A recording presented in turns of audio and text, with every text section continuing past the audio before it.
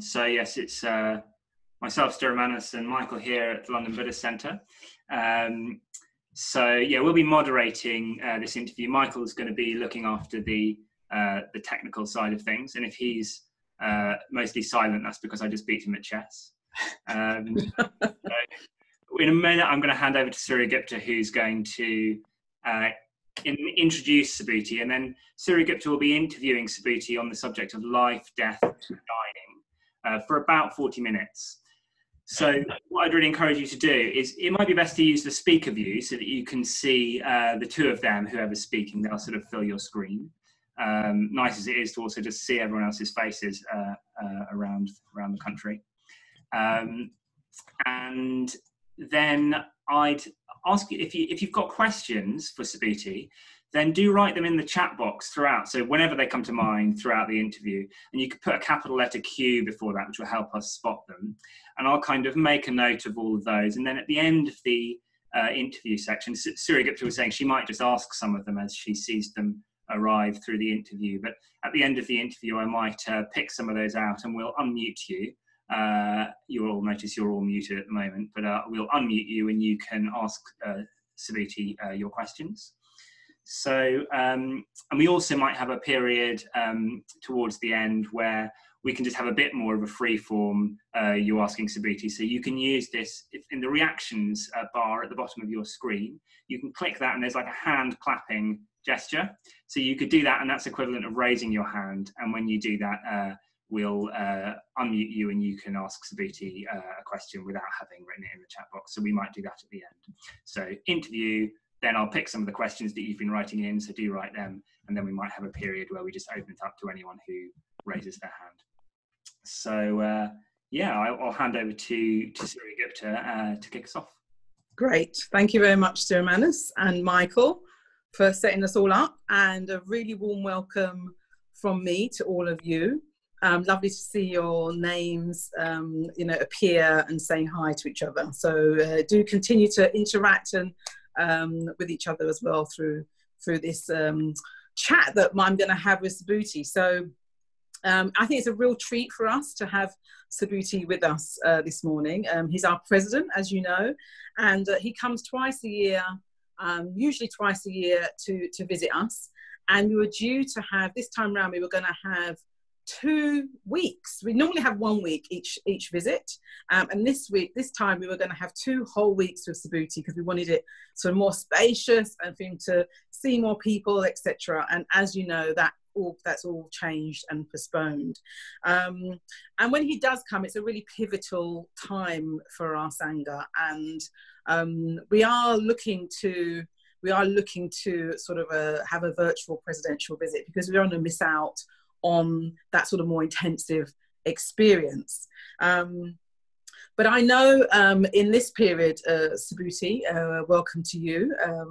I know that you've been really thinking a lot about us at the LBC, Triratna as a whole, and us at the LBC. And from our conversations, you've been thinking about the global crisis naturally, and how we respond individually, collectively to the situation we're in, how we, as Buddhists respond to this situation. So I really wanted to have a chance for us to continue that conversation, but have everyone else join in with that as well, our Sangha. So as Stuart says, I'm going to start with just a few questions just to kick us off in the conversation. Theme of living, dying, and death. And yes, do put a Q if you've got a question. I might pick out a question that you've asked, or we'll see them towards the end and answer a few of them. And it'd be great to have you as well in saying hi and answering your question directly to Subhuti as well. So I'm just going to broaden Subhuti's intro a little bit, just just in case you're fairly new to being a Mitra in our Sangha. Subhuti was a founder of the LBC. In fact, you found the building. You sort of one of them, yeah. One of them, and you certainly led that whole project. You're the first chair, and you've presided now over, is it 8 chairs, 9 chairs? I'm losing count. Yeah. I think it's about 8 or 9. What Yeah. I think of you as, Subhuti, you're a real interpreter, sometimes translator, if you like, of Bante's ideas and teachings, and also very much, deeply committed, passionate, diligent around, helping to keep Dr. Ambedkar's teachings alive in India. So you've worked extensively in India, and also latterly forging connections as well with the Roma Gypsy community in Hungary. So quite a vast array of activities actually throughout your Dharma life, and you continue to be very active. In fact, I know this morning you were doing leading the order in the Bodhicitta practice, and you can tell us what else you've been doing this morning. But when Michael sent you the link for this interview, you said you're raring to go. So I'm like, okay, right, Subhuti's raring to go. That's great. Let's see what happens. I'm very keen to hear what you've got to say about the situation we're in. So I'm going to ask you, start us off. Anything you want to say with that intro? Anything you want to clarify? Or can I just go in with my first question?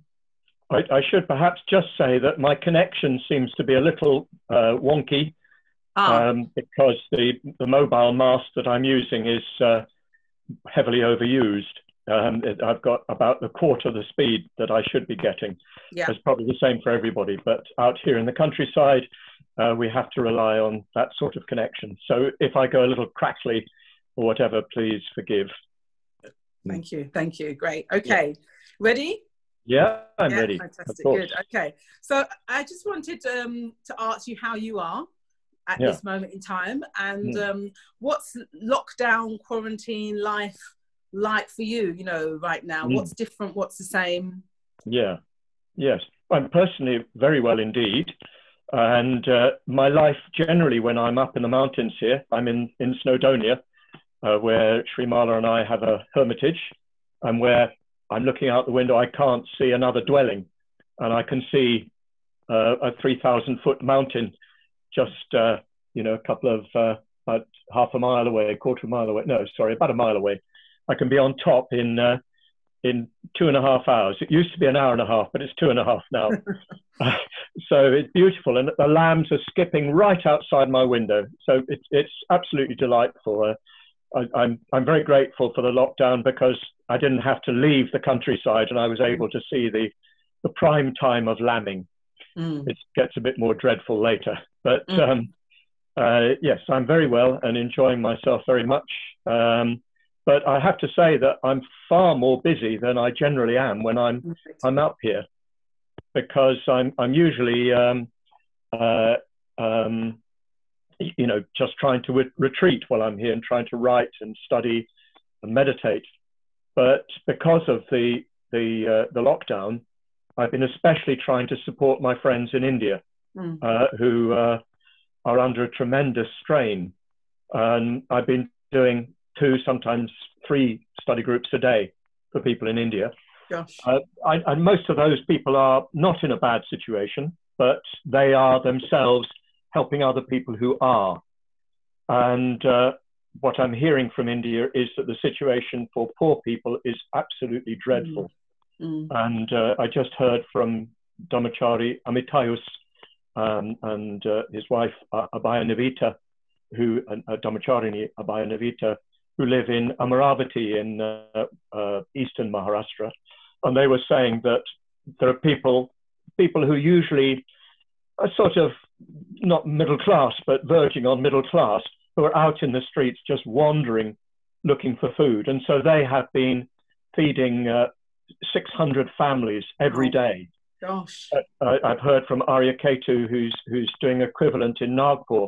And lots of our Dhammacharis, Dhammacharinis are out helping in this way, putting themselves at risk, but they all say they feel so good to be so directly helping people.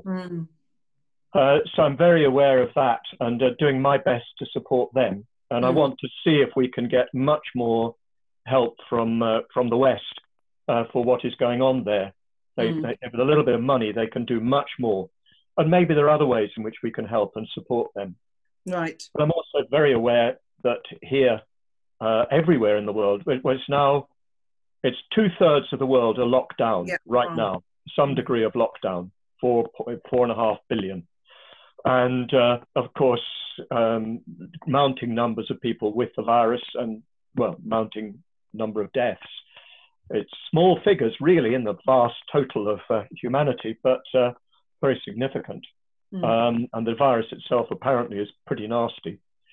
So, but what I'm mainly aware of is that many people are suffering from, first of all, loneliness, isolation and boredom. Secondly, from a lot of tension in families and even in communities. Been speaking to people living in communities who are finding that, you know, in newer communities, quarreling is going on, all those things that you have to work out about the washing up and all those important things in life. And then thirdly, that a lot of people are suffering intense anxiety. There's a recent Ipsos Mori government-led survey which showed, I'm remembering rightly, something like 60% of people report feeling anxiety in Britain because of the lockdown or during the lockdown. Probably the figure isn't that much lower generally, because anxiety is now the condition of things, but it must be double or 3 times what it normally is. And of course, a lot of people are very frightened, a lot of uncertainty, what's the future going to hold? And I think that the topic of death must be in people's minds. And yes, finally, I think a lot of people suffering from meaninglessness. What is the point of it all? Because in the lockdown, all your normal ways of validating yourself are removed. So you're confronted with the raw existential facts of the situation. A lot of people dealing with it very well, but a lot not. And I think we've got something unique to offer. Well, let me come in there, because when obviously our process at the LBC at London Buddhist Centre was, we closed, I think, around the 16th of March, something like that. And I think the following week we went into the proper lockdown, I think, where we just weren't able to go out and that kind of thing. And you WhatsApped me during that time, and you said a few things, and I shared it with the council. So I want to relay a couple of things you said and unpack these over our questions. So what you said was, the virus is our guru, forcing us to see that the world has changed. So let's start there. What do you mean? What is a guru, firstly? You know, because it's one of those words that, you know, people use. What is a guru? And how do you think the virus is being our guru? Well, I'm interpreting the word guru in its sort of broadest sense, and really taking a word from, you know, the teachings of Guru Padmasambhava, or at least what is said to be the teachings of Padmasambhava in Dharma, where it said that, I'm not going to quote exactly, but that the Dhamma is turning difficulties into the path. So it's making whatever situation you're in into an opportunity for recognizing the nature of reality. So I'm interpreting a guru in this sense. The guru is the one who confronts you with reality, and who challenges you to confront the Dhamma, confront reality with the Dhamma, to see how Dhamma practice obtains. Because usually we create for ourselves a false stability. We project onto our lives a seeming fixity and safety, security. And we desperately do that. Our sort of underlying instinct is to create that sort of stability, security, even if it's a miserable security. Misery can be a kind of security. So we are kind of, you could say, programmed, even as animals, to create that sort of fixity. And so anything that challenges that fixity is, of course, deeply disturbing, but it's always, for those who have the Dhamma, an opportunity to apply the Dhamma, because the underlying nature of things is laid bare. It's naked. to use the language of Padmasambhava. We've got a naked reality presented to us. So the virus, I think, because it, well, not so much the virus itself, but the response to the virus was to just stop everything, to lock us down so that it didn't spread so quickly that our medical resources are overwhelmed. Would that we'd done it earlier, we now know, but you know, it was, once it happened, a sensible thing to do. But the thing is, it just removes normality. There is no normality, and people are suddenly thrust into an abnormal situation. So the virus is really telling us, this is the nature of reality. You don't know what's going to happen. You do not, your seeming normality is not. It's just a simulacrum. It's just a mental projection. It's just a construction. And it can collapse just like that. Right. And that's what happened. So the virus, I think, is our guru. And I think it's very, very good if we take it like that.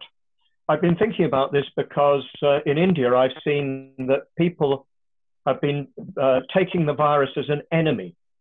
And I don't know whether anybody saw on the BBC, they had pictures of what in England was everybody clapping the NHS. In India was everybody out with pots and pans. And what they were doing was, what's the word for it? Not eroticizing, exorcising. Yes, exorcising, exorcising the virus. Right. And you know, people were shouting. I know enough Hindi to know what they were shouting, which was, "Virus, go back to China." So it's all turned into a nationalist program, presided over by the government, and into a sort of Hindu superstitious ceremony of chasing the virus away. And I think, well, one of our mitras there, a young woman of 22, a very, very bright young woman, 22, Sachi, wrote saying that she couldn't understand why people were seeing the virus as an enemy. Actually, we should love the virus. We should have Maitri for the virus, which I found really touching and telling. But I think we should maybe go a little bit further and see the virus as our guru. It's teaching us about reality.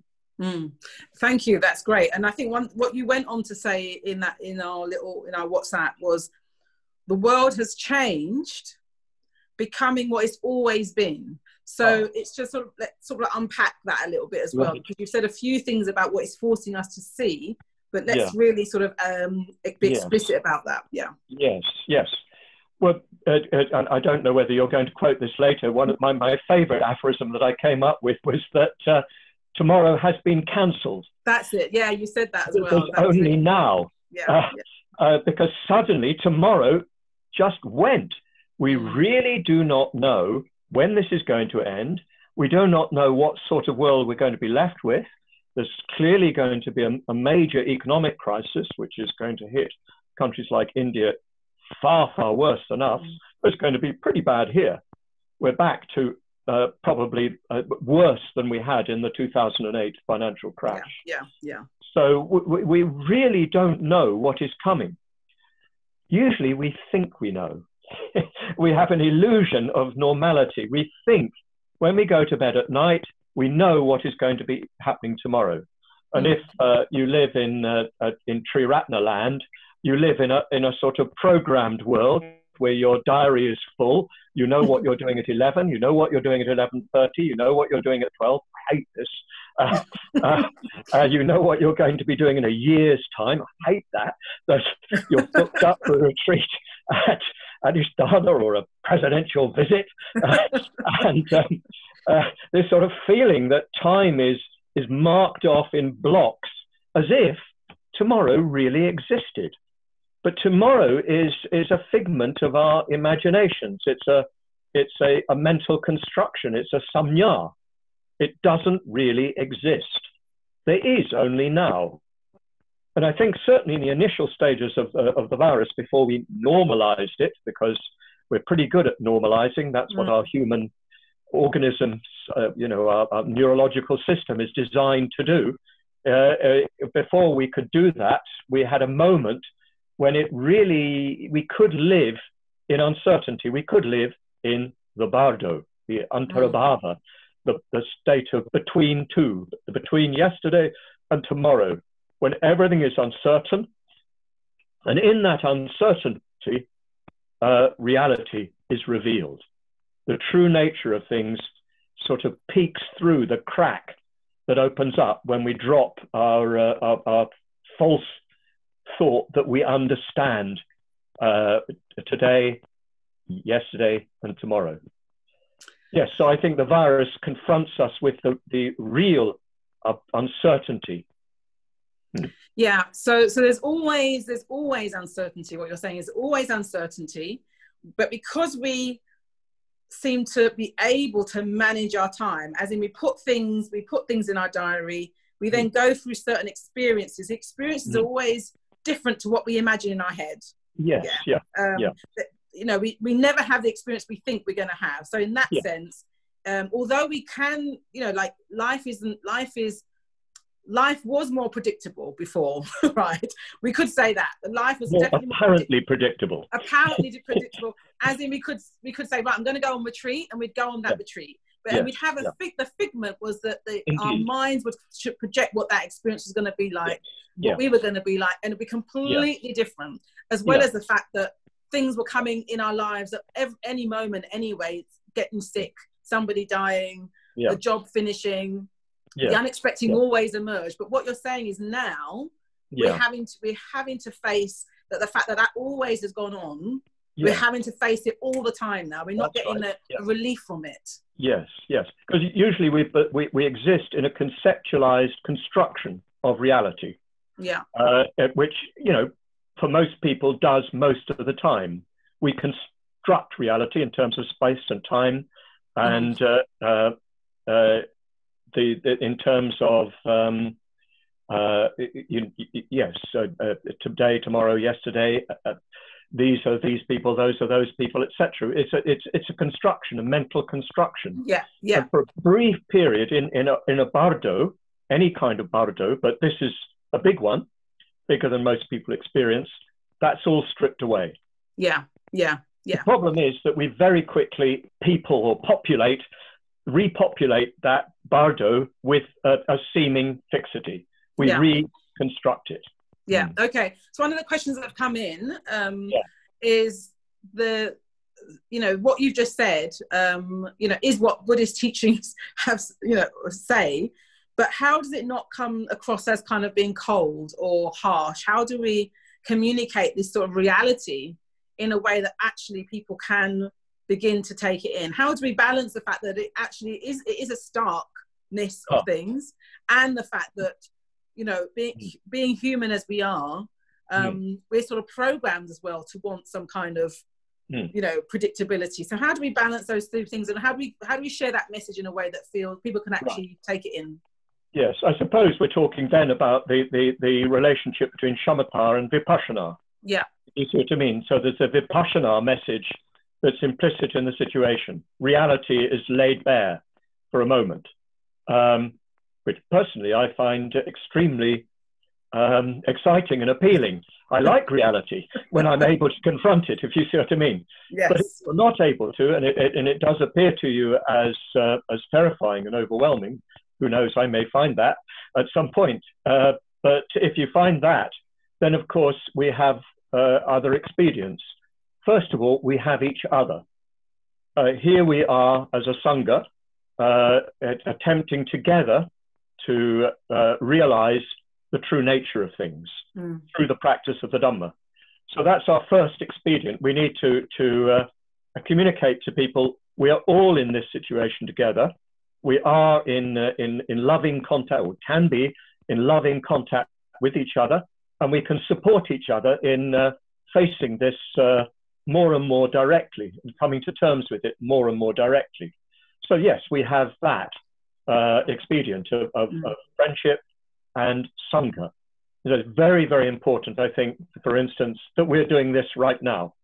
This is an act of Sangha, because when we come together to look at this stark reality that is exposed, we have the warmth and the encouragement and the inspiration of being together. Mm. Then, of course, we have devotion.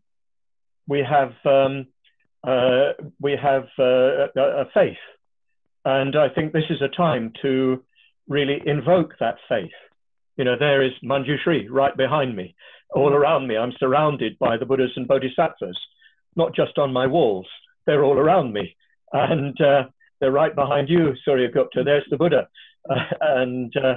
yes, if we surround ourselves by these Sambhogakaya figures, who are, as it were, mediators between the raw reality of Dharmata, the raw reality of Dharmakaya, and our little experience now, where we can get a great deal of strength from that. So I think we can call on these two factors. Of course, we can also study the Dhamma, we can meditate, we can do things. So I think that these are the primary expedients we have. I should say one more thing.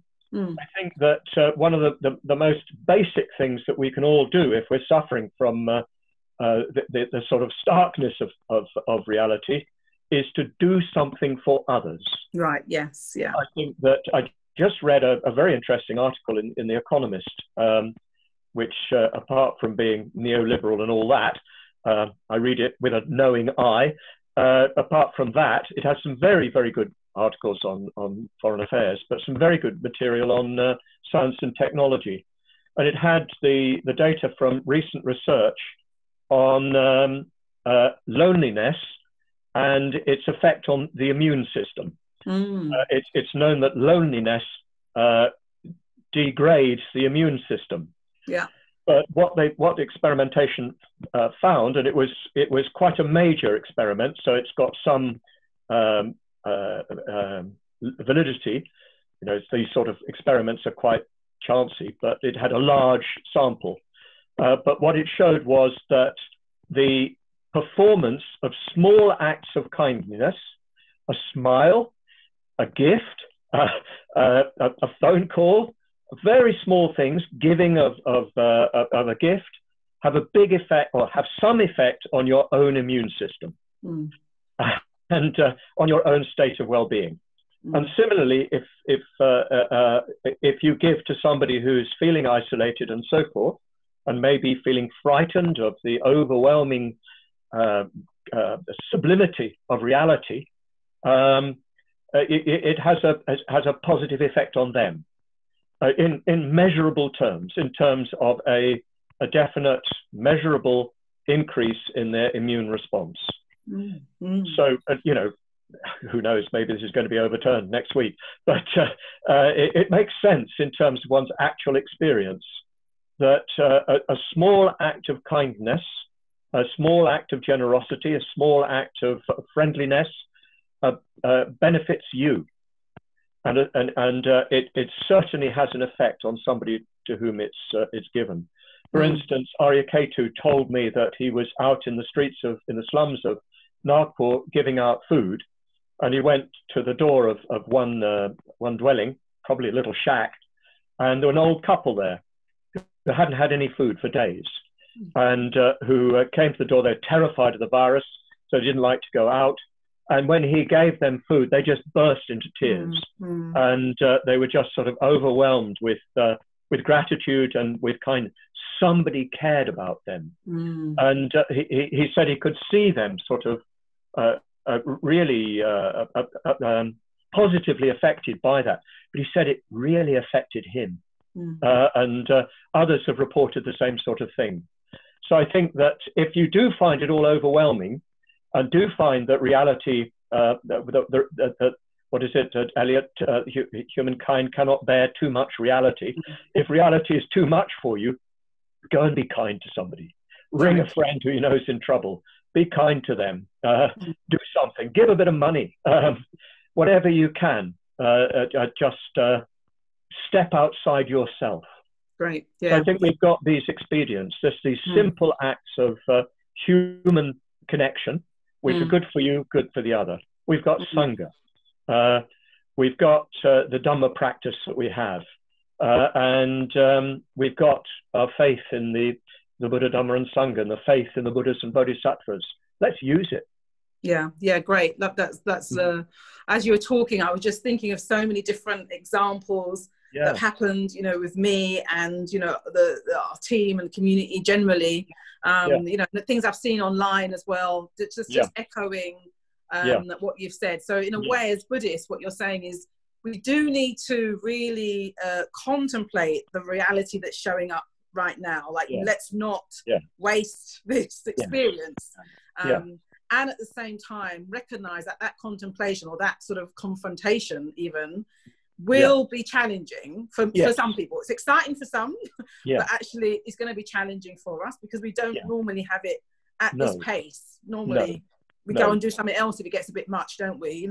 And suddenly we're not able to do that. So when we're in that space, when we are finding it really challenging or confrontational, then we can still deepen our practice, if you like, or our understanding by doing those things, by connecting with community, by giving, there was three: connecting with community, faith, devotion, faith. Of course, faith and devotion, and by giving to another. I was very struck. I've been studying the Bardo Thodol, the Book of the Dead, with a group of people in India, because I wanted that material to be available to people at this time. They're very useful and for me, very revealing study. But one of the things that's very striking, as probably those who know the text will recognize, at every moment in the process of dying and after death until rebirth itself, there are opportunities for realization. But almost always there's sort of two guidances given. One is face it, just embrace the pure luminosity that is reality. If you can't do that, have faith. If you can't do that, go for refuge to the Buddhas who appear to you, even in wrathful form. Go for refuge to them. So I take this as a sort of life message, that if you can't really face the true reality of things, and my goodness, that's not easy. No. And one fools oneself often by thinking that one can. One can replace it up to this point, at this moment, but who knows when the future comes.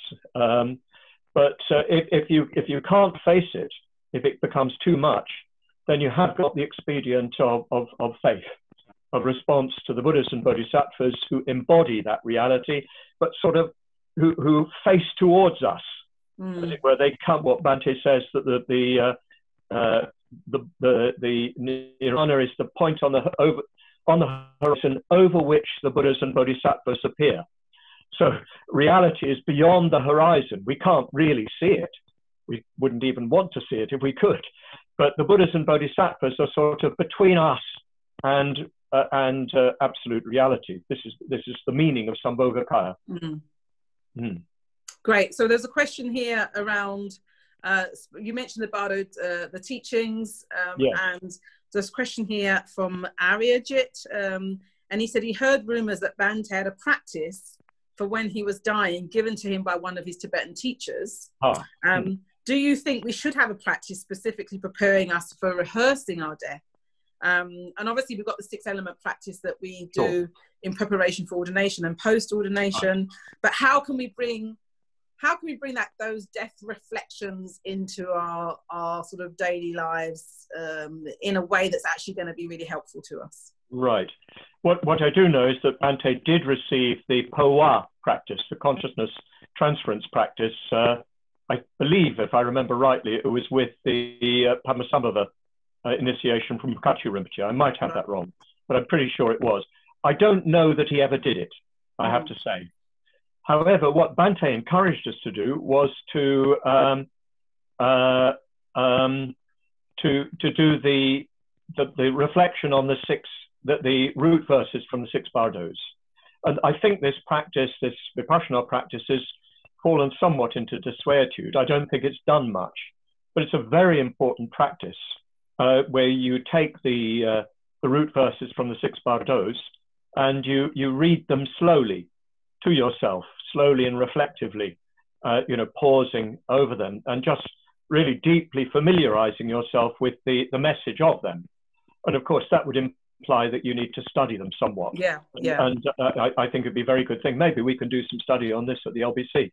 But I think it's quite important that we're actually confronting, looking at the nature of death and dying. And this is the form that Bhante's encouraged us to do it in. At the same time, I do think that there are major practices that accustom us to naked reality that we already do. Talking, of course, those who've not been ordained will not be familiar with this, but well, you should be. You should come to be aware of it sooner or later. Anybody who does a visualization practice will start contemplating the blue sky. And the blue sky is not just a pretty blue sky. It is a representation of the Dhammata. It is a representation of naked reality.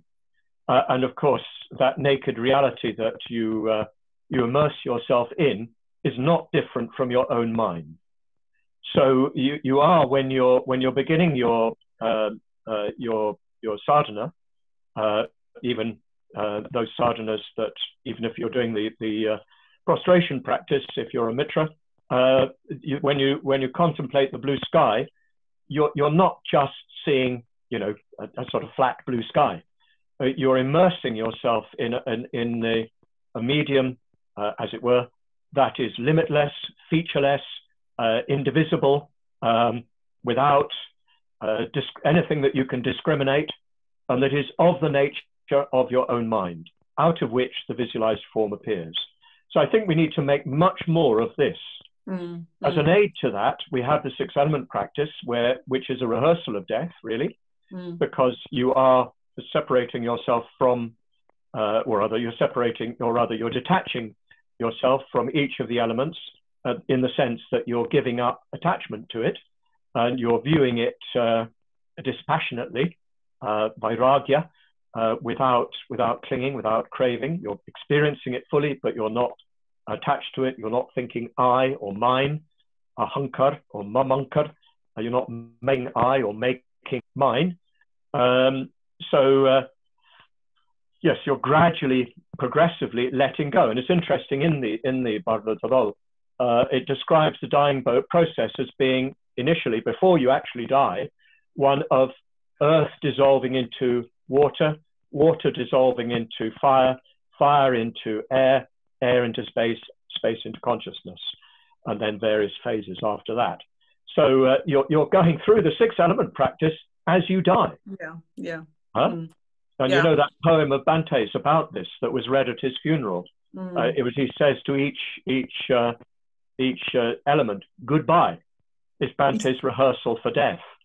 So the six element practice itself is a rehearsal for death. And when you enter the sixth element, consciousness itself, if you are really able to let go of any sense of I, that's owning consciousness, because the body has no I, so the body's not the owner of consciousness.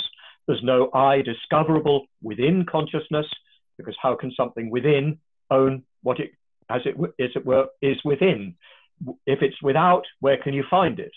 So you're simply conscious, or rather, there is simply awareness. So if you're in that state, you're in the state of Dhammata. You're in the state of pure reality. And so we should be accustoming ourselves to that. So when we die, it's an old friend, and we'll be able to rest in it, at least to some extent, or if not rest within it, but to not be terrified of it and run away, because the running away, the fear, then dominates what happens next.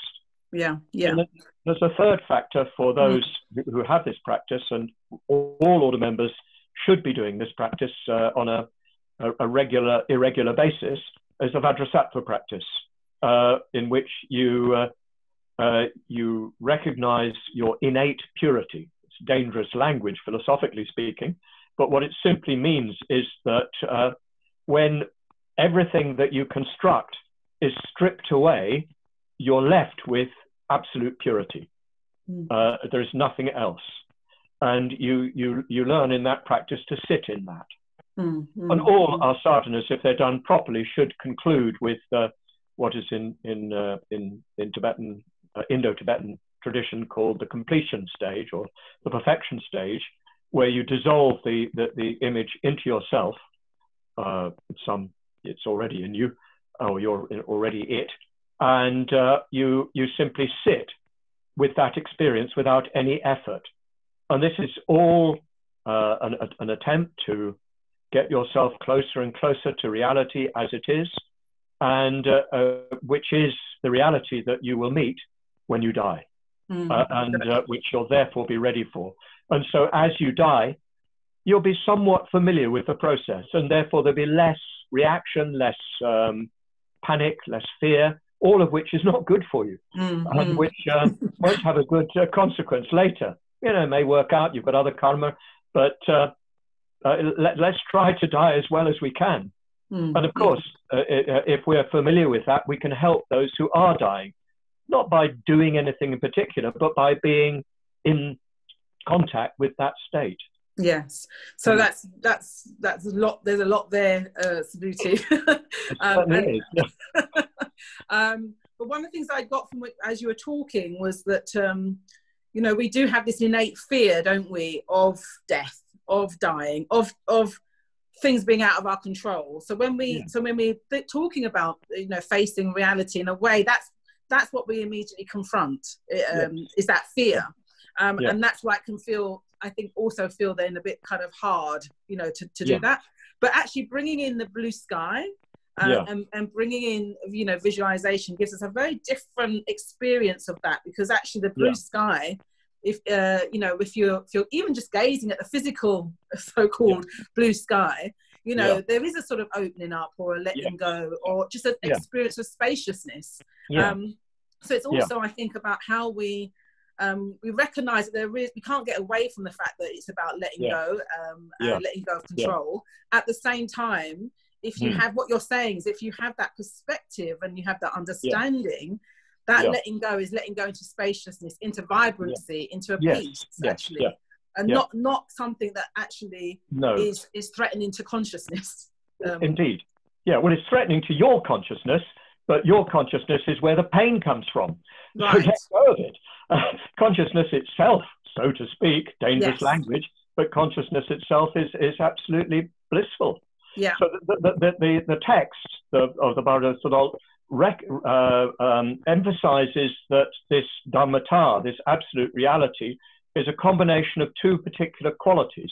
Of course, they're not qualities in the ordinary conditioned sense, but it's what's called, well, emptiness and luminosity. Is absolute purity, absolute vacuity of anything solid and fixed, any Atman, any Sara, any Svabhava. It's a complete absence of anything that we can know with our ordinary conceptual mind, but at the same time, it's luminous, vibrant, and yes, you could even say in a certain sense, dynamic, of course, which is represented by compassion. So it's got both sides to it. But we mustn't approach that in a sentimental way. Say that again? We mustn't approach it in a sentimental way. It's not what we think of as vibrancy or whatever. It's something beyond that, but it communicates to us the supreme positive character of reality itself. Well, yes, and I think that's what I was trying to sort of, you know, sort of balance that. Thinking about the blue sky, it does bring in that sort of much more positive way of at least approaching it. So you said all of that around bringing in different ways of seeing it, so that it doesn't feel cold and alien. It actually feels more true, actually, and more expansive and freeing. That's really what we want to have that experience. So, and obviously we need metta. We need a lot of metta to get to actually begin to approach it like that. Can you say anything about our practice of metta at this time, or you know? Because I kind of think we can have this sort of conceptual approach of it, but actually, if our metta isn't there, we're going to struggle to maintain that. Well, I think we've got a wonderful opportunity at the moment. I don't know whether any of you watched any of the One World Together yesterday. You know, going back to my own era, I watched the Rolling Stones. That I couldn't understand most of the others, but Mick Jagger is slightly older than me. And I grew up with Mick Jagger, and a wonderful performance. I don't understand how Charlie Watts was playing the drums with drumsticks but no kit. But anyway, it was one of a whole range of responses going on all over the world, like this clapping for the NHS, all of which are obviously people's strong desire to connect. And I don't know whether any of you feel this, but I always find when those are going on, when I participate in them a little bit, like dear old Captain Tom, just watching him so bravely staggering around his garden.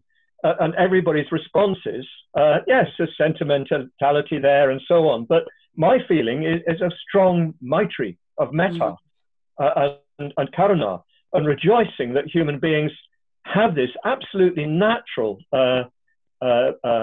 capacity to respond to each other. And because of the situation and the approach that's being taken worldwide, with, as I said, 2/3 of the world at least experiencing lockdown, albeit in very different ways, comfortable here, but not in many places, even perhaps in Britain. It does make us more aware of what we have in common, of what we have most fundamentally in common. So that evokes metta and karuna. That's what we were looking at in the bodhicitta practice this morning. So I think that there's a unique opportunity to feel a kind of universality of our emotion. Oddly, the lockdown both isolates us and intensifies our immediate experience. And because of the amazing resource of the internet and the extraordinary connectedness, as they say, of the world today, we're also thrust into the greatest degree of human solidarity that can ever have been since, the first tribe left Africa, if you see what I mean. It's the first time that all human beings are so aware of each other, broadly speaking. Of course, in India, many don't know what's going on, but most do. And are looking at their mobiles and so on, and know and feel united with everybody in this common experience. So I think it's a great channel for metta. So I think it's to participate in this national and international mood of solidarity.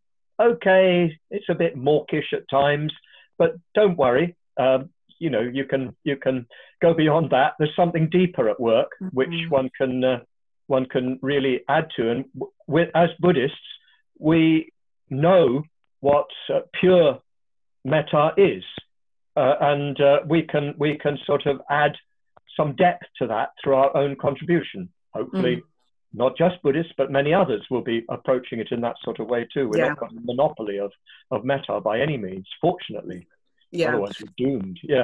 So it's obviously continuing developing our own practice of metta, but being responsive and being aware of the metta that's always there as well. But again, we're more aware of it maybe than normal.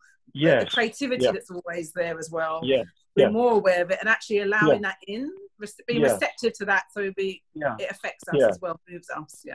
I think that in a way it strikes at the deepest character of metta. The deepest character of metta is the natural responsiveness of life for life. You see what I mean? All life is linked in a very deep way. It's linked, of course, in terms of conditionality. It's linked in the chain of the web of conditionality, but it's linked at a much deeper level, at a level that one can only call psychic or something like that. There's a resonance of life for life, and metta is really the making of that fully conscious, and it's the movement of that responsiveness beyond the level of self. Do you see what I mean? Mm-hmm. So I just read that wonderful book, the Secret Life of Trees, or is it the Hidden Life of Trees? Yeah. I can't remember which one. Yeah. Which shows the ways in which trees are interconnected. Like trees in a forest support each other. If a tree is sick, others will pass nutrients to it. And this for me is a metaphor for all life, this extraordinary web of all life. And metta to me is not something humanly constructed. It's that interconnectedness of life with life brought into consciousness and consciously fostered, if you see what I mean, and identified with, so that it becomes one's identity. One loses one's identity as a separate self struggling in the Darwinian struggle for survival. One drops that and one enters into a connection with all living things, and especially, of course, all conscious living things, and especially those that are more like us, most like us, other human beings. And of course, at the level of conscious commitment, of effective and provisional going for refuge, with Sangha, which is just, Sangha is just a sort of a making conscious of the movement of all life towards a higher level, to put it that way, deeper level, if you like, if you object to the language of higher. But at a new evolutionary level, you could even say, to use Vante's metaphor, it becomes more conscious in going for refuge. So one has a deeper interaction, a deeper level of sympathy and harmony with all those who share that commitment. Naturally. Yeah. It's not a thought thing, it's there. So we more have to open up to it. I see metta like that. It's more an opening up to a natural sense of connectedness of life for life. Great. How might that, there's a question that's come around, from Katya. Katya, I'm going to read your question because it's very, I'll read it. It says, my boyfriend's really ill with coronavirus. I find it difficult to support him and be there for him without going into horrified anxiety myself. What can I do? And I've definitely had people asking me this kind of thing as well. Okay, I can connect with metta or with what's going on in my way, but then when I'm confronted by a loved one and their distress and their pain, what do I do? And it's really challenging for people. So could you say something around that and metta and karuna? Right. Yes. Well, of course, the general advice is do what you can to help and support, but also recognize that your mood affects them. Again, this is something that comes out very strongly in the Book of the Dead, so that it's stressed that what the dead or dying person requires is a mood of optimism and positivity. So if you like, there's a little bit of incentive there to challenge your own mental state, and maybe, I don't know whether this works, and I'm not in that state, so I don't want to be giving advice which is sounds easy but is difficult to apply. But that might be something you could consider. Well, actually, it's important that I am in a very positive state of metta, which might lift you out of this horrified anxiety, which, again, forgive me, quite understandably, is to some extent to do with attachment. And so, forgive me again, because it's almost cruel to say that, but there almost certainly would be some of that. There would be for me, if Srimala had it. I would be worried that I was going to lose her. But that's not going to help her, if you see what I mean. And maybe wouldn't help your boyfriend. So if you can, try to sort of rise above that and try to become something a little bit more than just a boyfriend or girlfriend. Again, forgive me, because I know it's almost a harsh message. It seems like a harsh message when love is love. But there is an element of attachment which may make it more difficult for you to surround the person with the right kind of of metta, which doesn't mean go away. It means you're a Buddhist practitioner, make that little bit of effort to let them go a little bit, but therefore to be more deeply in connection with them at a much more a profound existential level. So I feel a bit embarrassed saying this, because love is love, and you know, it's quite natural. We'll all feel it, but yeah, we have to face the fact that in the end, we have to let go. So we can use this occasion to let go a little bit, which doesn't mean become cold and cutting off, but it means rising, so that our love is less bound up with self. Yeah. So I think that what you're saying there, I mean, as you're talking, I was thinking about, you know, my son when we had the car accident, and you know, he was very ill during that phase, and I definitely had to work with two things, like a dual approach of, oh, I'm in pain because he's in pain, and that's definitely because I'm his mum, and I was concerned about what was going to happen to him, but I recognized that was my own. Yes. That was me, you know, that was my own process. And I had to sort of then, you know, get support around that elsewhere, as it were. But in relation to him, I, you know, actually didn't, you're right, it didn't really help him if I said, oh, I'm really sad. He what he wanted from me, he wanted confidence. He wanted some sense of that I was there for him, with him. And in a way, that's kind of what we're having to face, aren't we, in this situation? And I have it now with you know, relatives as well. I mean, you know, I've lost a relative already through COVID, you know, so you know, so there's, you know, we're having to face our relationships and the fear of losing our relationships or being changed by illness, and that's very real. And in a way, that's where we have to apply metta to ourselves, as it were, and then seek support there. And at the same time, what you're saying is, in order to really benefit someone, you know, we have to be more focused on them, essentially, without ignoring ourselves. But in that moment, it's the focus on them to help them through this process. So I think it's something that I mean, I appreciate your question, Katya, because I think it's something that if you've got anyone that's ill close to you, you're going to be having this dual experience, wanting to support them, but also going through your own anxiety, and then how we work with anxiety in an effective way. And Kathy, may he be well, may he be happy, may he you know, go beyond this illness.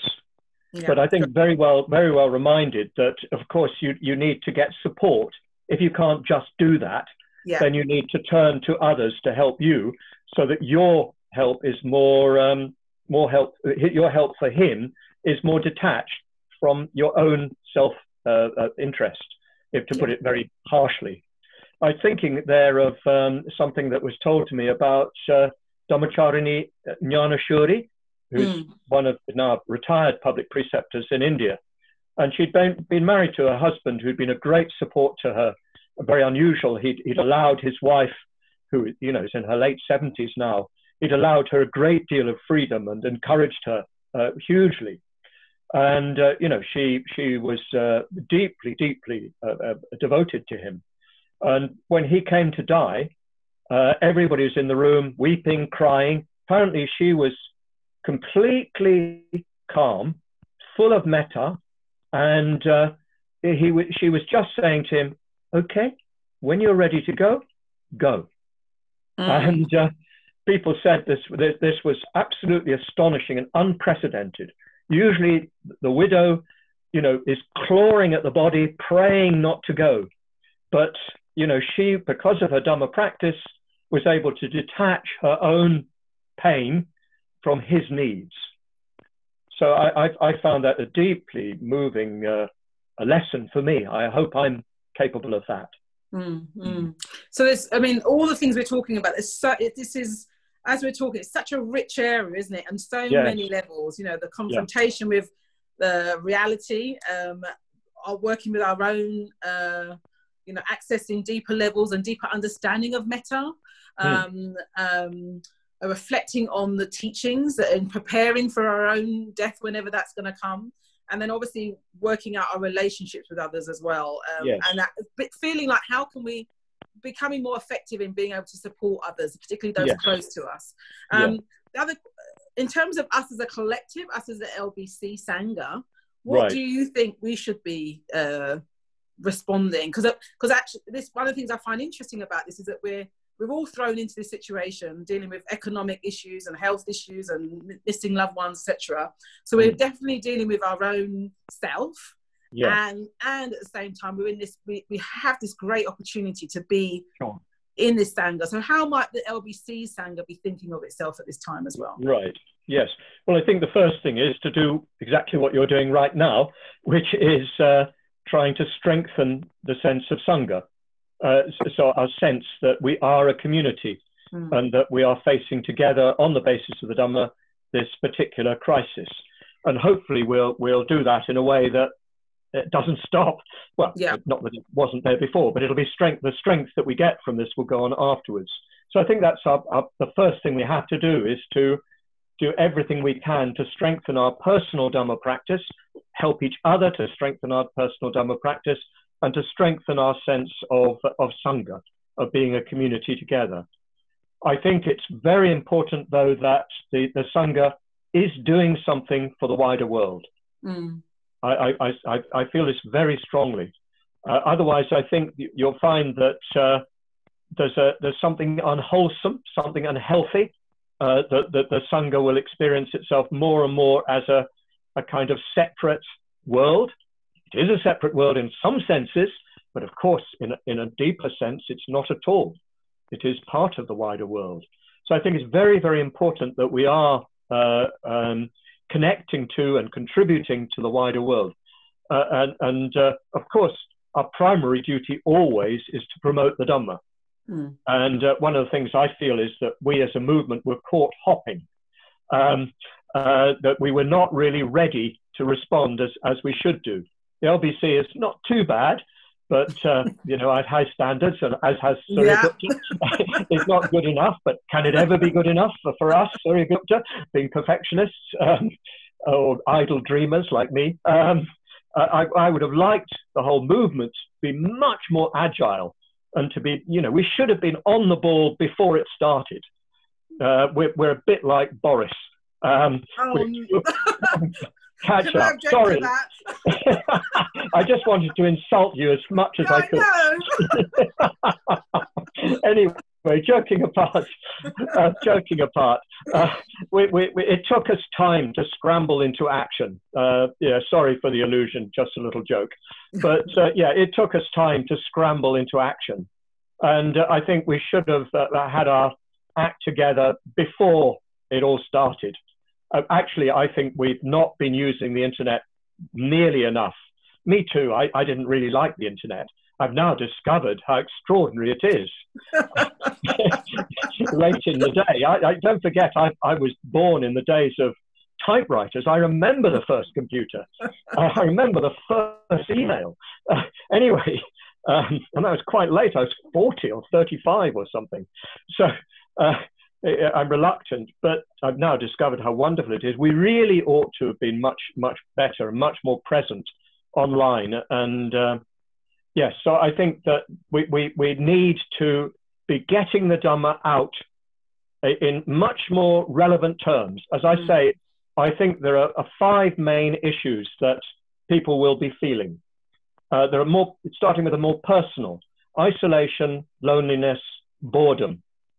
Secondly, tension and disharmony, social tension and disharmony. And I think it's very unfortunate that we've been invited to socially distance.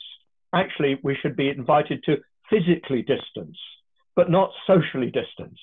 And I think there's something actually in that nomenclature. It's not very healthy.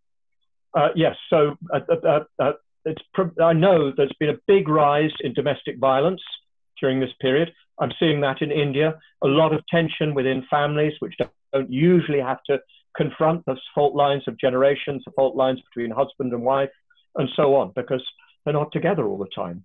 So that, we've got something to say about that. We've got something to say about loneliness, boredom, isolation. We've got something to say about human relationships and improving human relationships. We've got something to say about anxiety,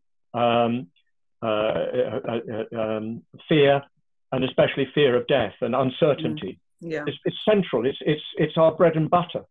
And we've got something to say about meaninglessness.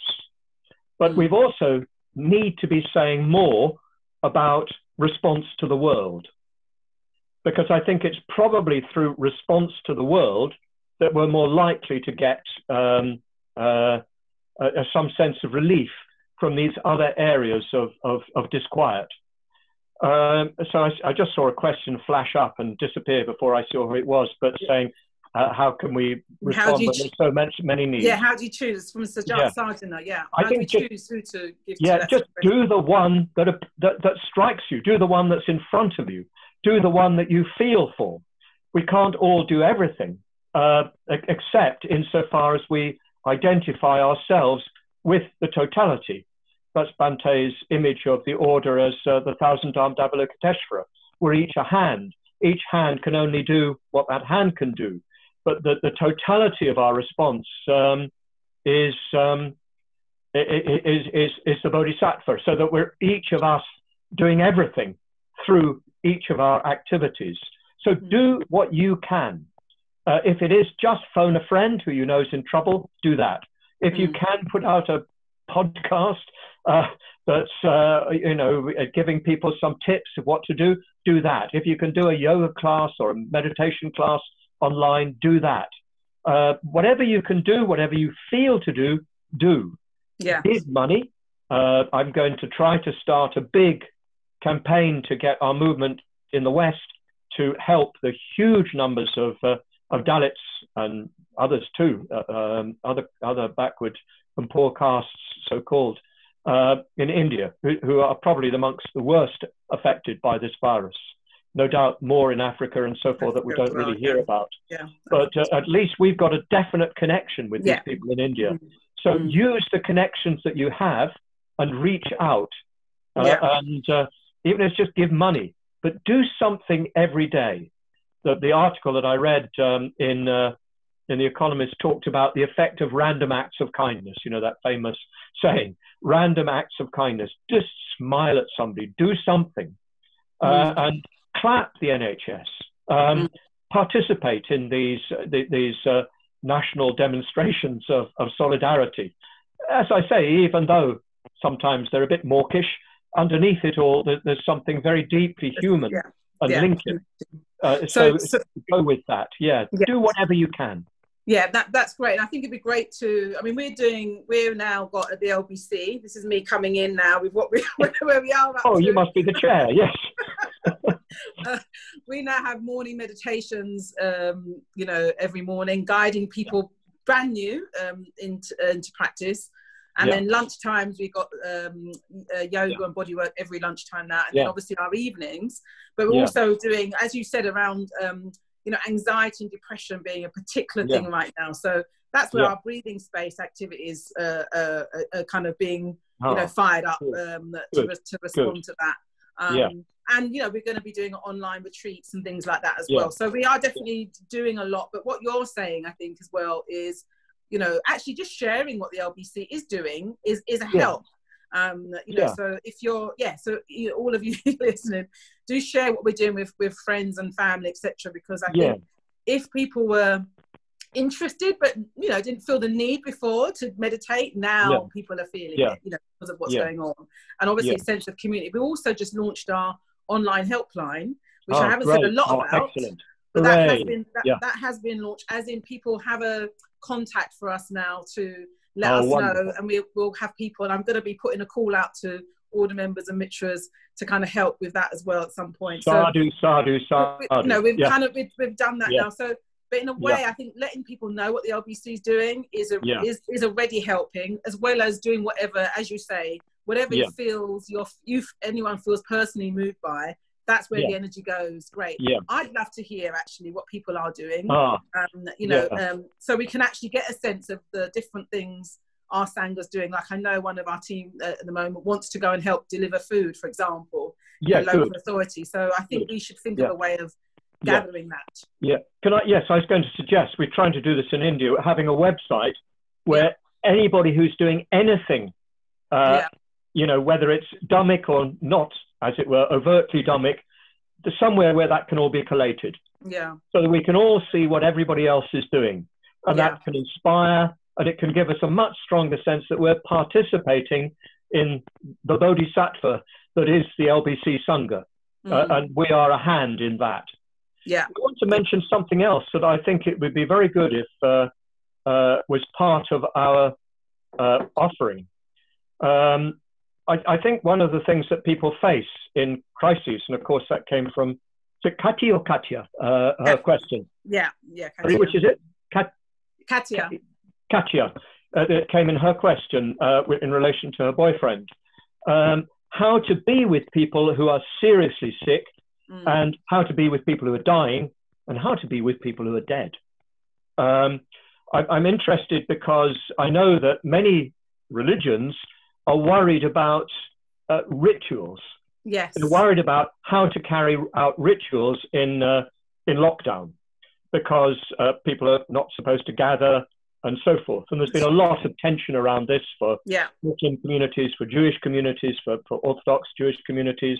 You know, in Israel, some of the Hasidim are refusing to obey the lockdown because they want to participate in their collective religious rites and rituals.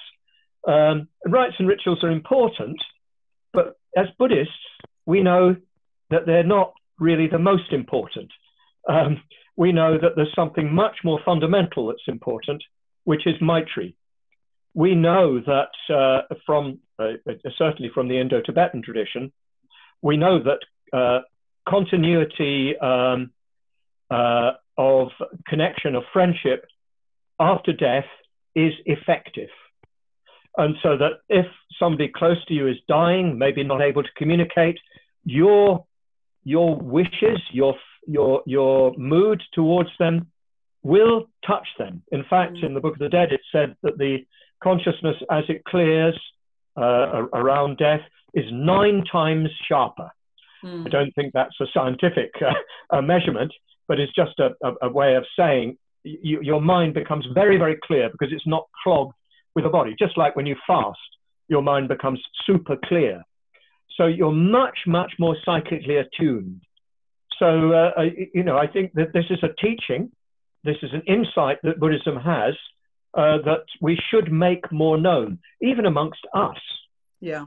But when somebody's in serious trouble, you can help them, even if you're not present with them. Even if you're, you know, if they're shielded. I noticed a question, I just saw the word shield come by, and I presume it's how do I help my mother or father or whatever when they're shielded and I can't be with them. Well, I would say, do metta, and I'm sure that will have some effect on them. And of course, you know, you make what contact you can. If they're able to do social media, then they can contact through that. But you can connect with people psychically.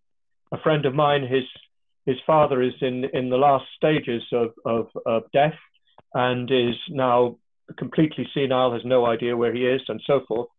But I was able to say, because of what I've been studying, that I'm absolutely convinced that you will have an effect on him if you cultivate metta. And I recommended that just to focus his own mind, he read from the Book of the Dead. I think the Book of the Dead is over systematized, it's over formularized. I don't think it's a sort of scientific account of what happens after death, although that is there. It's something, sort of lots of formulae placed on top of it. But the essence of it, I'm sure, is what happens, just from my own experience. And, I mean, meditation, I mean, what's one of the positive practices we have, like, for example, like Shraddha Pushpa's been ill in hospital, for example, and I know a lot of people have been thinking of her, you know, pujas for her and that kind of thing. And that, what you're saying, that benefits the person and benefits ourselves in working with the situation. I've had direct proof of this because I've done 2 long solitary retreats. And during those solitary retreats, I became quite vividly aware of what people were thinking about me. I'm afraid on the first one, they weren't always thinking nice thoughts. Afterwards, somebody came and apologized to me for that person told me that they'd felt some resentment towards me. And before I could stop myself, I said, I know. I felt it. Yes. I shouldn't have said it, but it was out of my mouth immediately, because I don't normally think about that person. And suddenly they were in my mind, and suddenly they were telling me things, and I was arguing with them, and I had to detach myself from it. But I've also experienced very positive thoughts towards them. Yeah. And for instance, I know, many of you will know that I had a falling out with Bhante, a very silent and unspoken falling out with Bhante in that period, for all the obvious reasons. But I sort of healed it on that retreat.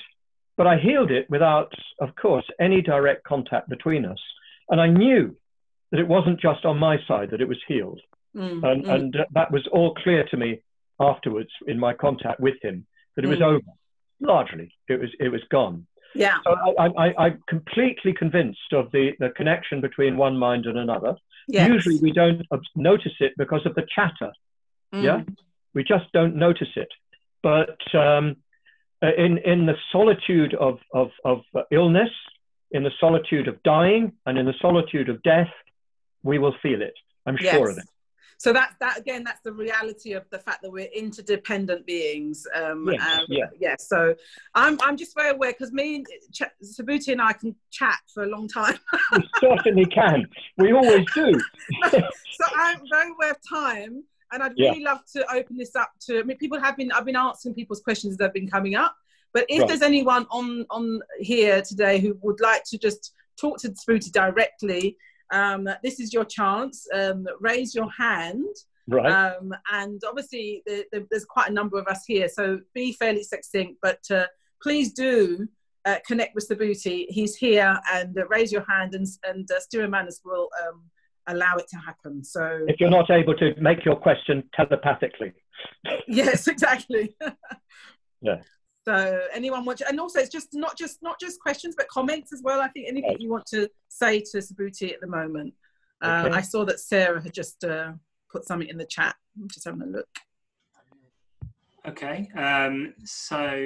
Yes, let's unmute Rob Mew, who was putting his hand up.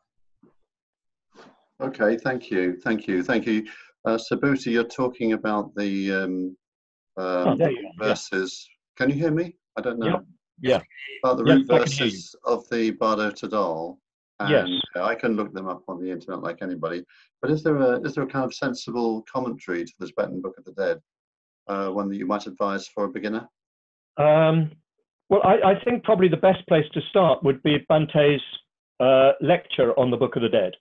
I think it needs some updating, as it were, but I think he's got a pretty good overview of the theme of the Bardo Tadal. But if I was ever invited, I would certainly give a commentary on the root verses. If you don't ask me, I won't do it. I'll find somewhere else to do it. I'll take myself to India. I can't think of a commentary that I think is, sort of completely in terms that would be easy for us to relate to. I'm sure there are works, and I've not explored them. Often they're far too Tibeto-centric. Yes. And it's difficult to sort of take them out of the cultural background. Yeah, and sometimes over-literalistic interpretation that comes from it. Yes. But I think we can take the guts out of the teaching, and I can certainly do my bit to try and I won't pursue the analogy of taking the guts out of, but I'll do my best to communicate the bones. Yes. Yeah, I'm a year 2 student. Supplementary. I'm a year 2 student, and we're looking at revering and relying on the Dharma. Oh, good. Yeah. And eternalism. I'm still hanging on to some facets of eternalism in terms of conscious awareness surviving death. Yes. So I think maybe if I look at the root verses, that could help. Yes. Of course, consciousness. When you say consciousness survives, it's not that this consciousness that you have now survives, if you see what I mean. So this mind definitely dies, but there's a deeper sense in which reality is awareness. But that's another question. We'll come to another day. Yeah. Great. Thank you very much. And better to cling to eternalism than nihilism. The Buddha said that nihilism is mean, common, low, and vulgar, whereas eternalism is just wrong. So you're on the right side of it anyway. Thank you very much. Anyone else? You could give us a clap reaction emoji, and that will let us know. Or you could just wave vigorously and with your real hands. Okay. Or with your appearance of a real hand. Let's. We've got Chintamani giving a wave, so let's unmute Chintamani and Judge Shmati. Done. Can you hear me? Yep. Yeah, loud and clear. Nice to see you. Nice to see you. Judge Shmati, she's hidden. Can you lean to... Hello. Hello, everyone. Hello, Subhuti. Now, just listening to you earlier on, Subhuti, you took, there was the passage where you were talking about naked reality, and then we have these expedients. You mentioned 3. And it occurred to me listening to you that actually those expedients themselves are of the nature of reality, if you see what I mean. But that's what reality wants, to put it rather crudely. You could put it like that, yeah. It's not kind of it's not a catering to human frailty. It's actually compassion. Yes, they connect you with reality. Yeah. And as you say, they are in a sense the radiance of reality. Yeah. There's a lovely Korean master I'm very fond of. What's his name? I have to look now. Saisho, a song master of the 13th century or something like that. And he talks, it's Chinul. He talks about tracing back the radiance. So our ordinary experience is the radiance of reality itself. So we have to trace it back. And as you say, these expedients are the lines of the tracing. Yeah, thank you, Chintamani. Great. There's lots of appreciation, Subhuti. I think probably you've got time for one more. Okay. Any more vigorous waving? Any googlies? Oh, we've got Adriana. So we've not got Adriana's video, but let's unmute Adriana. Hola, buenos días. Hola. I wanted to thank you both so very much for doing this, and for the lightness that you bring into really deep and serious matters, both of you, and the radiance is felt. Good.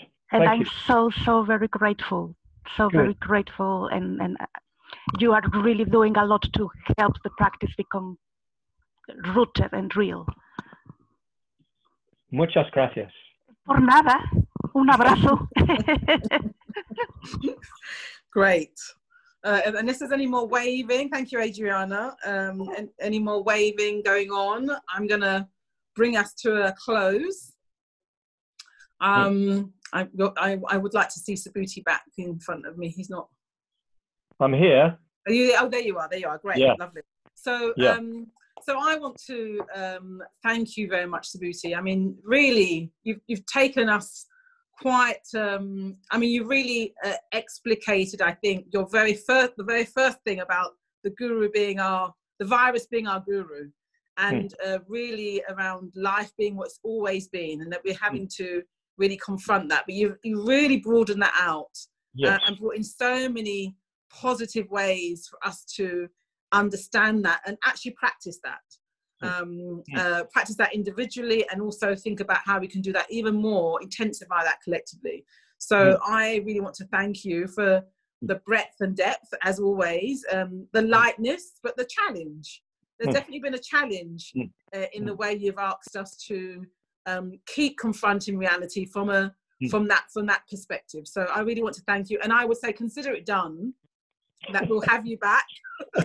We'll have you back a virtual presidential visit where you'll be able to really go into some of these things in more detail, so that we actually all collectively can have those teachings at our fingertips, really. Because I think it will really help us during this time, whether it's helping with our own fears that are going on, or loved ones, or actually being able to respond creatively and positively to what's happening, altruistically to what's happening. I think those teachings will really ground us in that. So let's organise that. And I just want to thank you and thank absolutely everyone for joining in today, making it very rich with your questions and your comments and your appreciation as well. You know, it's been fantastic, and we'll do it again. We'll do something like this again for sure. So anything you want to say, Subhuti, to finish? Well, thank you very much, Suryagupta, the LBC team, and all of you for giving me the opportunity to express the Dhamma, because as always, when one expresses the Dhamma, one is the greatest gainer. One gains much more than one gives, and my own understanding has deepened as a result of this. So I hope to see you all again before too long, and I'm shortly off to India. I'm doing a session. I've been doing a session with 50 young people in India on the 37 verses of practice of the Bodhisattva. So I'm continuing in the same vein in a couple of hours' time. Great. Lovely to be with all of you, and I'm thinking very much of the LBC. It's very dear to my heart, and I'm glad that you're promising to have me back soon. I didn't have to hint. Well, not very. I got the hint. I'm quite bright. I got the hint. You did. Yeah, you're not bad. You're not bad.